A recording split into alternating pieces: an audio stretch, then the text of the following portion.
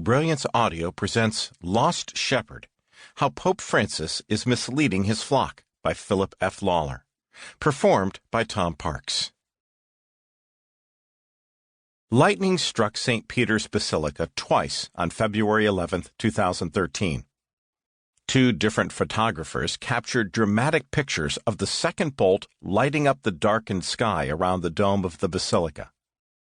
Those photos served as perfect illustrations for the day's headline story from Rome, the shocking announcement by Pope Benedict XVI that he would resign from the papacy.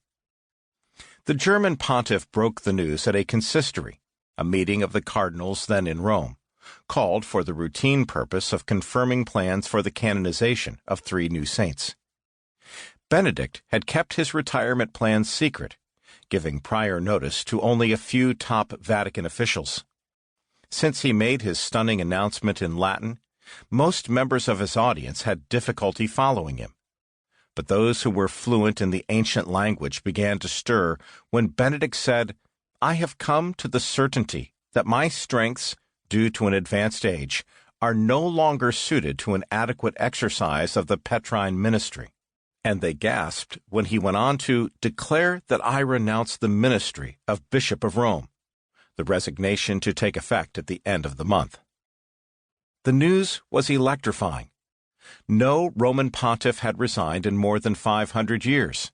The last pope to do so voluntarily was Celestine V in 1294. The idea that a vicar of Christ would abdicate his responsibility was shocking to many faithful Catholics.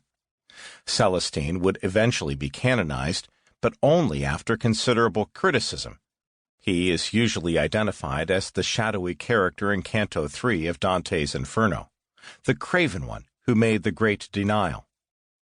Benedict had spoken about resignation a few times, as had his predecessor John Paul II, but only as a theoretical possibility. Now it was a reality.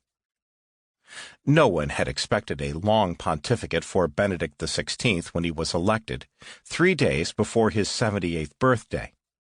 He had never been robust, having suffered at least 1 stroke and relying on a pacemaker. His advanced age and frail health, in fact, made some observers doubt that he would be chosen by the conclave of April 2005.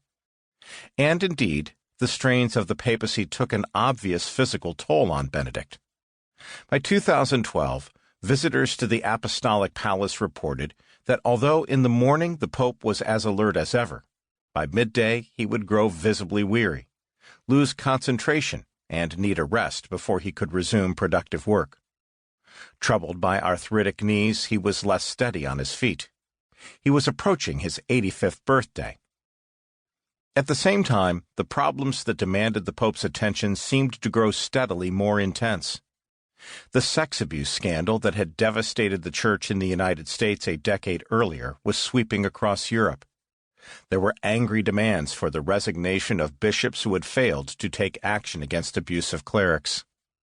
Benedict, who on the eve of his election had decried the filth that soiled the Catholic priesthood, had stepped up the Vatican's efforts to remove offenders from ministry. European banking inspectors charged that the Vatican Bank, known as the Institute for Religious Works, was providing a haven for money laundering. The Vatican had begun a series of economic reforms designed to ensure transparency and restore confidence in the institution. In the so-called VatiLeaks scandal, confidential Vatican documents, mostly related to questionable financial transactions, had fallen into the hands of Italian journalists, who used them as the basis for sensational stories. An internal investigation traced the leaks to the Pope's own valet, Paolo Gabriele, who was found guilty of aggravated theft by a Vatican tribunal.